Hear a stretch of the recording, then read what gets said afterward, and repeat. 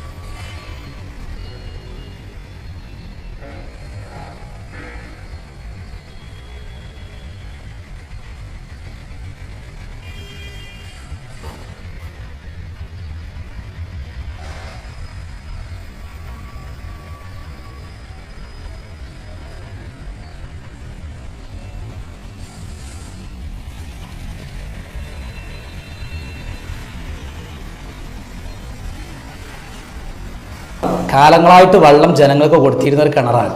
ഇപ്പം ഇതിൻ്റെ അവസ്ഥ എന്താണ്? ഈ മാലിന്യങ്ങൾ ഇടുക എന്നുള്ളത് പൊതുജനങ്ങൾ മനസ്സിലാക്കേണ്ട ഒരു കാര്യം എന്താണെന്ന് വെച്ചാൽ, ഇങ്ങനത്തെ ഒരു കിണറ്റിക്കോ മാലിന്യങ്ങൾ ഇടുമ്പോൾ അവനാൻ്റെ വീട്ടിലും കിണറുണ്ട്.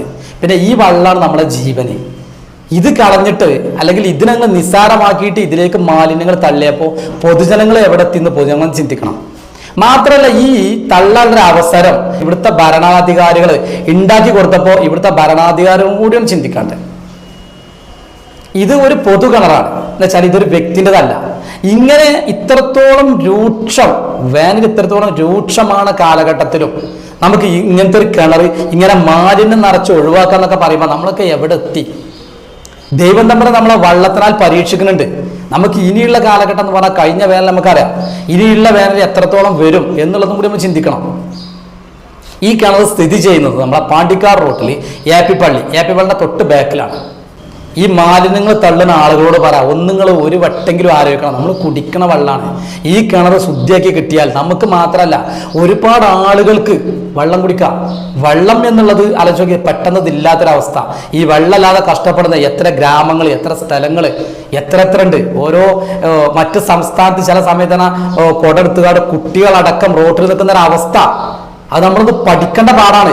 ആ ഒരു അവസ്ഥയിലാണ് നമുക്ക് ഇത്രയും നല്ലൊരു കിണർ നമ്മൾ മാലിന്യട്ട് ഒഴിവാക്കണത്.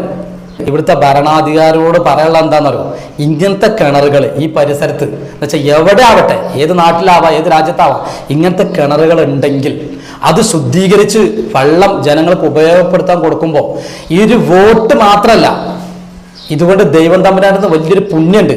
അതും കൂടി മനസ്സിലാക്കി കണക്കിലെടുത്ത് ഈ കിണർ പഴയ രീതിയിൽ പൊതുജനങ്ങൾക്ക് വെള്ളം എടുക്കാവുന്ന രീതിയിൽ ആക്കി കൊടുക്കണം.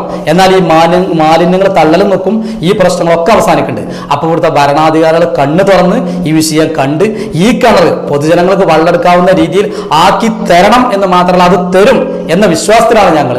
അത് തീർച്ചയായിട്ടും മുനിസിപ്പാലിറ്റി ചെയ്യും എന്നുള്ള വിശ്വാസത്തിലാണ്.